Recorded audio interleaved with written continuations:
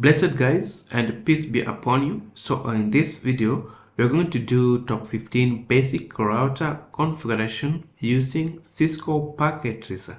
So in the previous video we did the same configuration but for the switch. So we did top 15 basic switch configuration using Cisco Packet Tracer.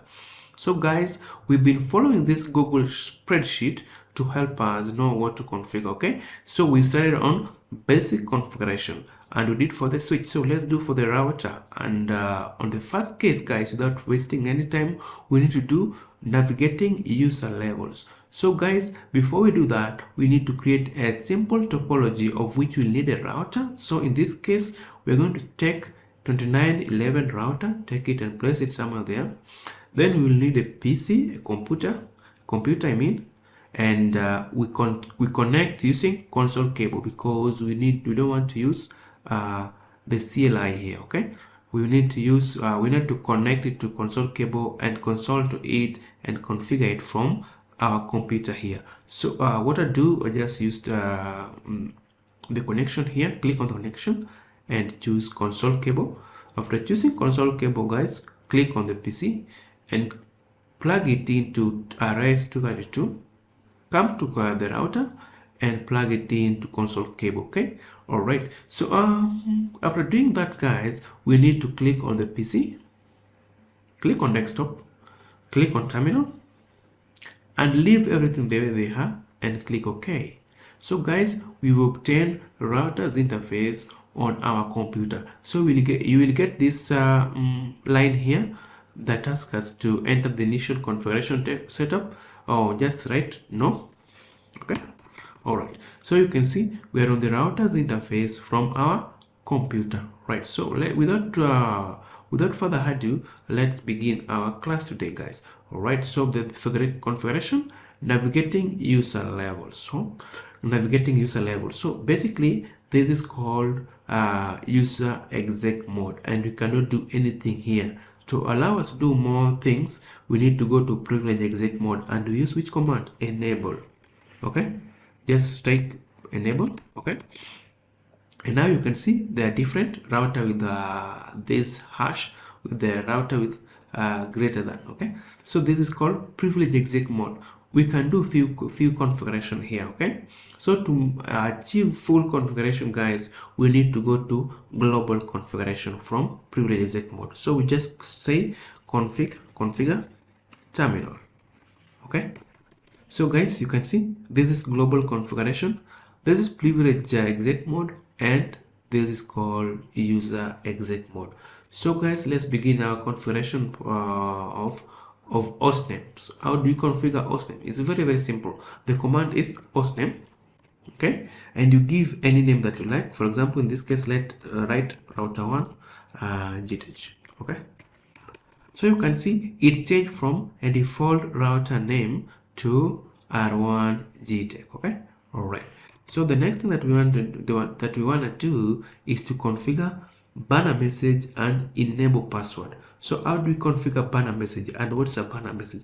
A banner message is just a message of the day that you display to your user when they log into a device, maybe to warn them or to encourage them or just to make them know about the organization or the device. Okay, for example, we just write banner message is a banner MOTT, which is a command. Okay, so banner MOTT is a command plus you write any character. Okay, for example, in my case, you write 2 characters, then you come back inside the characters is where you write the message. For example, this is a test route.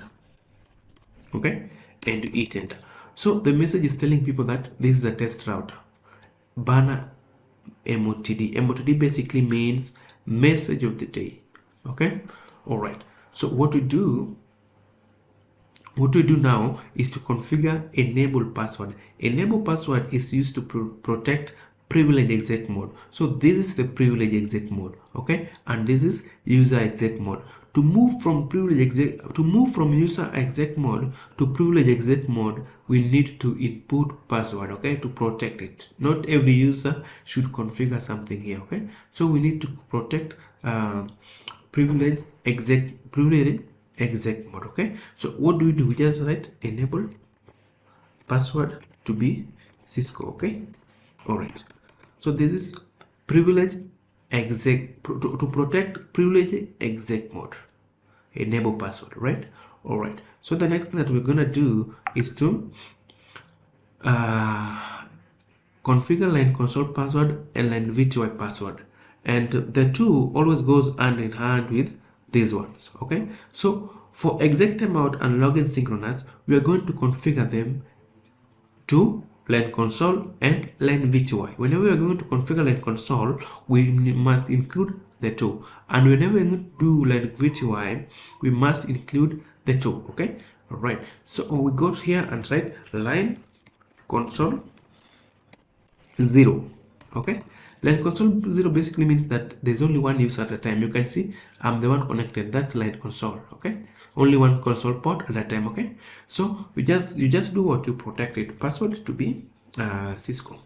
Okay, the one you like. I'm using Cisco in my case, and after the user has entered this password, then log in the user. Just write the login command to log in the user. Okay, underline console 0. Right. Then the next thing that we're going to do here is to configure exec timeout and login synchronous. So exec timeout basically tells the router that if this user is inactive for this quite some time, then log him or her out. Okay, so we just say exec timeout to be, let's say, log that user out after 4 minutes 0 seconds. Okay, and do hit enter. All right, then another thing to do is to configure login synchronous. Login, just write login synchronous. Okay, so the login synchronous will prevent unnecessary log messages from interrupting our configuration. Okay, all right, so you exit the line and you come to line VTY 0 to 15. There are always 16 VTY users. 0 to 15 is 16. You start counting from 0. Okay, and you hit enter, and now you do the same of what you did here. Maybe the password might be different or exact amount might be different, but all of these steps are here. Okay, so just write password to be, let's say, Cisco. Okay, then you log in the user. After logging in the user, specify exact timeout. So just exact timeout to be, let's say, 2 minutes 30 seconds. Okay, and you hit enter. Okay, then finally login synchronous. So login synchronous. Okay, so exit. Right, so let's go back to our spreadsheet and configure. We disable IP domain lookup first before we can configure IP domain name and the username and password. So why do we disable IP domain lookup? To prevent unnecessary DNS checkup. So we just say no IP domain lookup.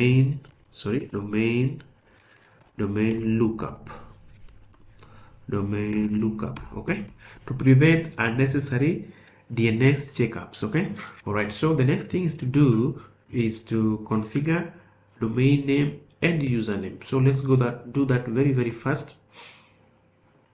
How do we configure IP domain name? For example, you are working in Cisco, so the company is cisco.com and all the devices should have a domain name of cisco.com. so we just say IP domain name to be cisco.com and you hit enter. Right, IP domain name to be cisco.com. right, and then the next thing to do is to configure username and password. Here we configure username and password here. So the username and password is used to log into a device remotely. So whenever I want to log into this device remotely, I will use that username and password. So you just say username as a command, then you write your own username like admin.